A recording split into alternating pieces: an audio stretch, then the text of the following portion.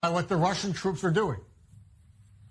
Well, first of all, let's get one thing straight. You're saying troops. However, there has not been any proof of actual troops going into Ukraine, and the Ministry of Defense has stated clearly that this operation, which you cannot truly classify as an invasion because, again, there are no troops on the ground, has been targeting military targets within Ukraine. So we're talking airfields, we're talking air defense systems, we're talking... Tatiana, you're not serious, right? I mean, I want to be... You can't be serious. This is not an invasion. I want to ask you why this is not an invasion, what we're seeing now in Ukraine. The definition of the word invasion? What? Do you know it? I'm not playing a game with you, Tatiana. I'm asking you, how on earth can you justify what we're seeing now is not an invasion? You call yourself a reporter. Answer the question. Why is this not an invasion? What's the justification there in Moscow? Well, again, an invasion would actually require for Russian troops to go into Ukraine, which they have not. Those are precision strikes that are being carried out from Russian territory, and they're only targeting military targets. As for justification of the operation, I believe that the president has actually been very clear so far. He recognized the independence of the two republics on Monday. And what you're showing now, those, unfortunately, the pictures that cannot be verified that those are troops going into Ukraine. There is no verification. Tatiana, I'm sorry. Tatiana, welcome. Thanks for being with us here on India Today's coverage. The crossfire, diplomatic crossfire, also escalating now after the United Kingdom banned Aeroflot.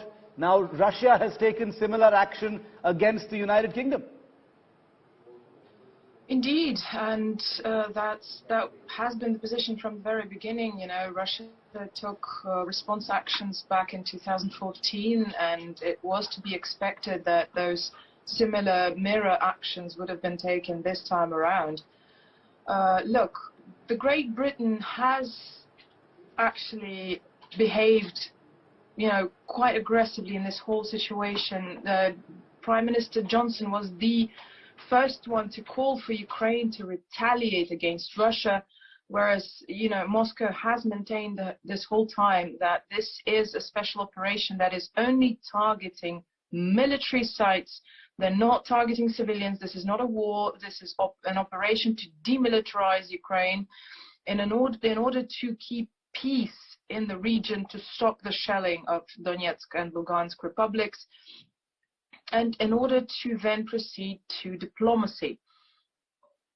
And so these messages of, you know, warmongering towards Ukraine from the United Kingdom were worrisome to begin with. Now the mirror action against Britain in this instance with the airlines and the ban of British flights to Moscow, that's something to have been expected.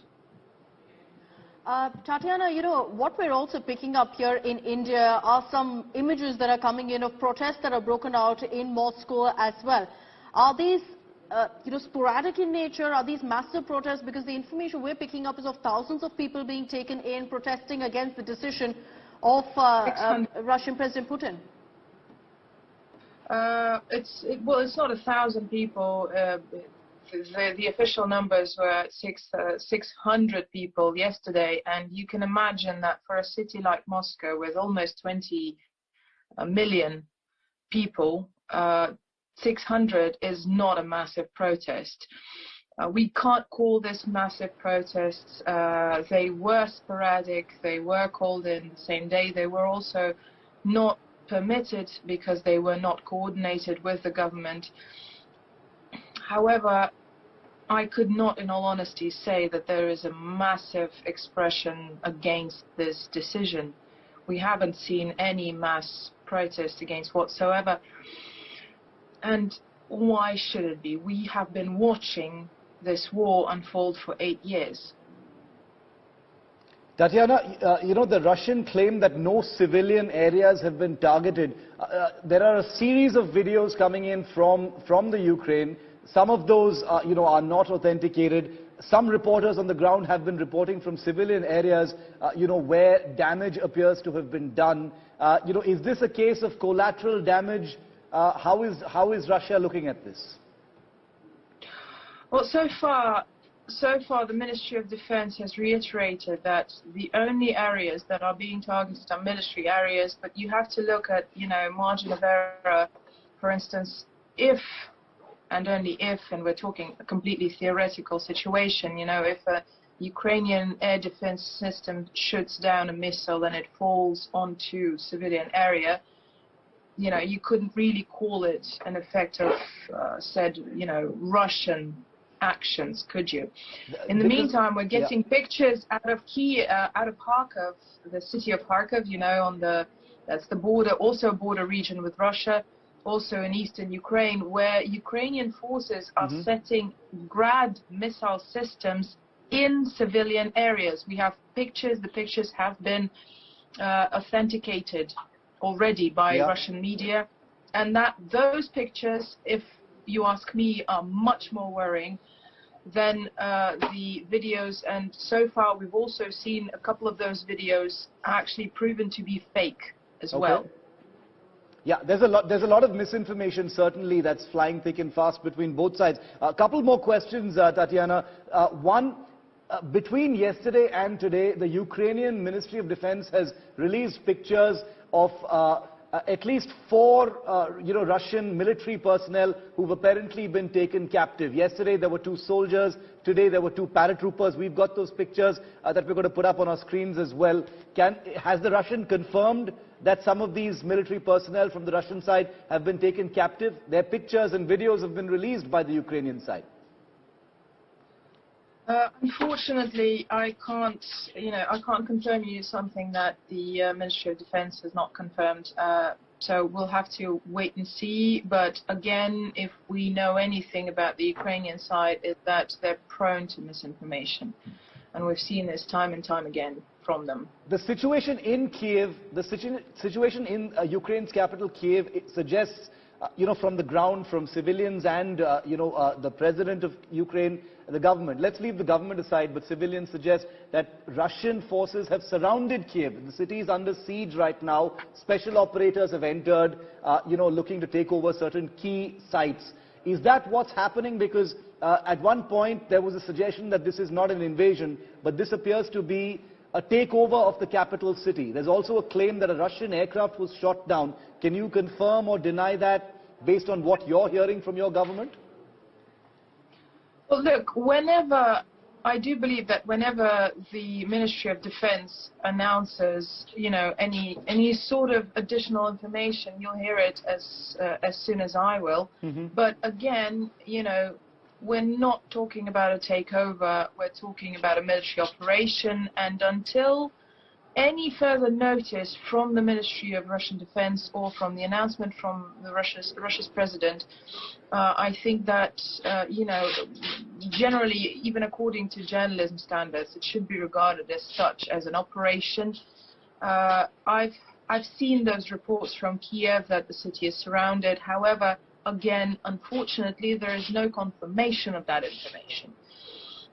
So as soon as we can confirm anything, and the Ministry of Defense is very vocal in this situation. They're briefing daily, and they're briefing several times a day. They're briefing us on what they've taken control of. For instance, today they've confirmed that they've taken control of the Chernobyl area in order to prevent any sort of nuclear provocation by the nationalist formations in Ukraine.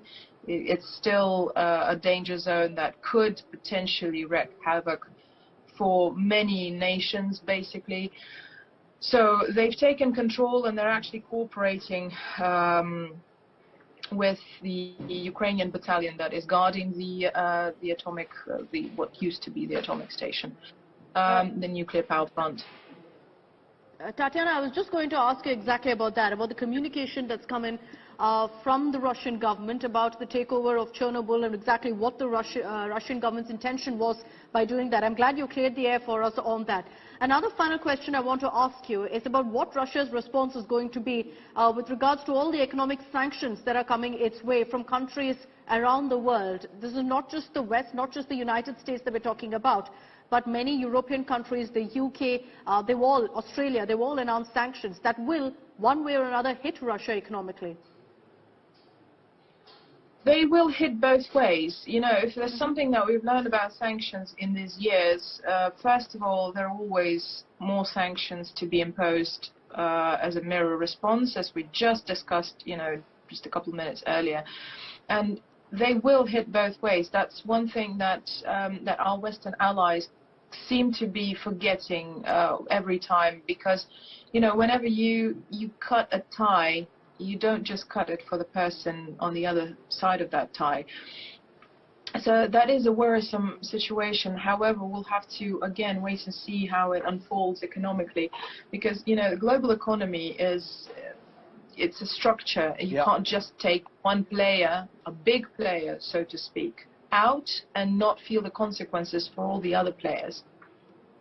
Very true, very true. And we appreciate that perspective, Tatiana. Thank you for taking our questions. We'll keep coming back to you, you know, to get a both sides perspective on a crisis. This is a story that's still playing out. There are developments every passing hour. There's a lot of misinformation, and I'm glad we're able to sift through some of that. So thank you. We value your perspective from Moscow. We'll keep coming back to you. Thank you for the moment.